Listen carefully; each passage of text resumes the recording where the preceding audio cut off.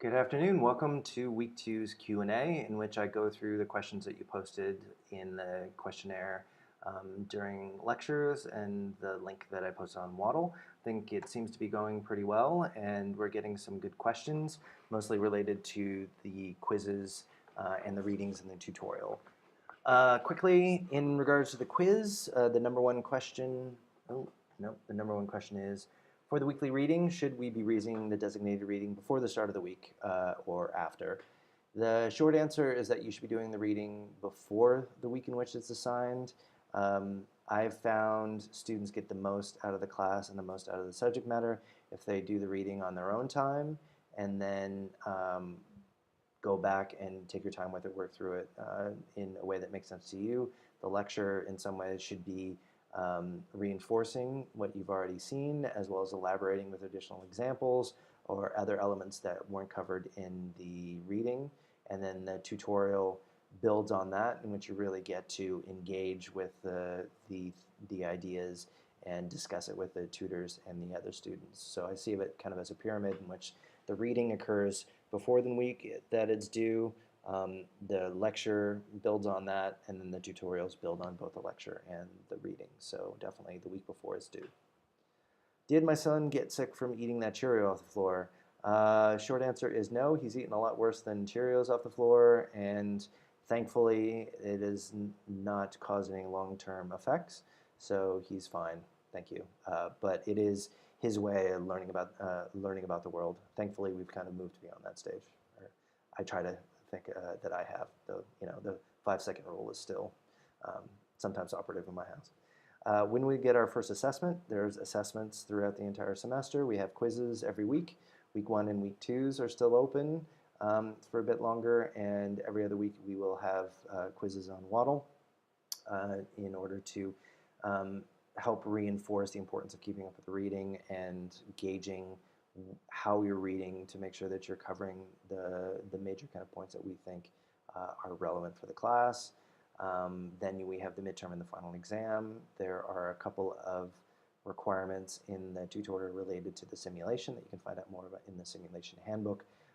But the goal is to kind of sprinkle assessments through the semester so that you have time to get some feedback about how you're doing in the class, whether you're keeping up with where we think you should be for this intro level class, and then we'll have a longer writing assessment and the final exam at the end to really kind of summarize your knowledge of the material we covered in the class. So we try to have the overall levels of assessment described pretty in a lot of detail in the course guide. So I would recommend looking at the course guide and seeing each assessment type that's described in more detail there. If you have any other questions, let your tutor or Jessica or I know. How are the quizzes graded? They're automatically graded. 5 questions. Each question is worth 2 points, so you can get a max number of 10 points. The quiz grade, which is worth 10% of your final grade, is the average of the quizzes across the entire week. So if you don't do any particular quiz, you will get a 0 for that week, and that can really drag down that score. It's an easy 10% of your grade, I would say, is in that it's open book and you have as much time as you want. There's no penalties for taking the quiz up to 3 times, although the questions can be different because the questions are randomly selected from a larger pool of questions on Waddle. So if you take the quiz several times, or other students will be getting different questions from you.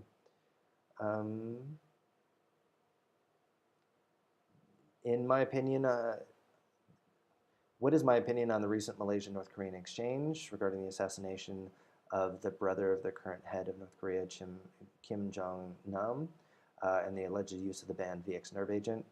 It is a crazy story and a really kind of dramatic example of how domestic politics can bleed into other states. Malaysia just, I think, took steps to limit travel between Malaysia and North Korea as a response. The nerve gas is an unpleasant way to go. I think he took around 20 minutes to actually die from the poison after he was exposed to it. And I think there's an indication that it could lead to China and other states really trying to push back against these kind of activities by the North Korean government. I already touched on the quiz. There is no time limit, and they are based off the readings because the quizzes are available for the lecture and for the tutorial, so I have to kind of base them on what you have available to you, which is the readings. In how much detail should we understand the Syrian conflict? I didn't do history in school, and I'm worried about my knowledge of this conflict isn't too extensive. Because this is an intro-level class, there isn't an expectation that you have been exposed to this or many of the other events we'll be touching on in the class. This is an excuse for you to learn about it and learn about it in a way that's directed towards a specific goal that might help focus your research and your reading, because it will be related to a particular actor and how that actor fits into the larger conflict, what other actors they interact with, and what kind of institutional constraints they have to action. And so it's an opportunity to learn it. There isn't an expectation that you've had extensive knowledge of the history of the region. But as we'll see with week 3 in the discussion of World War I, the conflicts that are occurring now can be traced back in some fashion for at least a century, and in some ways a lot longer. So it's an interesting case, and we're going to be covering it in more detail over the course of this semester. The quiz marks do go towards the final grade. I already touched on that. I don't have a favorite of the 3 I's because I see all of them as being interrelated, and that it really does require understanding the other 2 to truly understand the nature of each one of the 3. So it's kind of, you can't pull apart any of them. It's kind of like a non-divisible good that we're going to be talking about in week 3, or Samson trying to split the baby. Are there any questions being answered or prepared for tutorials? I do post open-ended questions on Waddle every week, discussion questions, which is my way at kind of encouraging you to think about some of the major questions that are related to the topic that we cover, questions that the tutor can focus on in tutorial discussion, and that might be relevant towards assessment towards the end of the semester. So there is questions posted every week in Waddle. What if I do miss my tutorial? You can miss 2 tutorials without penalty. It really is important to attend tutorial because of the simulation, because of what we'll be going over in reinforcing the readings in the lecture. And there is a required number of 7 for you to be able to sit the final exam. If you have a medical reason for not being able to attend the tutorial and you have documentation for that, please give that to your tutor so that you're not penalized for something that's out of your control and that's related to medical issues. There is no deduction for taking the quiz 3 times, and there is no time limit for the quiz. Those are the quiz questions for this, or the questions that you had about the class so far for week 2. I'm going to open the questionnaire for week 3 right now, so if you have any other questions that I didn't get to this week or new ones come up, please do let me know, and I'll be answering them week by week. I look forward to starting our discussion of war next week. There's a lot that will play in to what we've already covered and the material we'll see for the rest of the course. So enjoy your weekend, and I'll see you in week 3.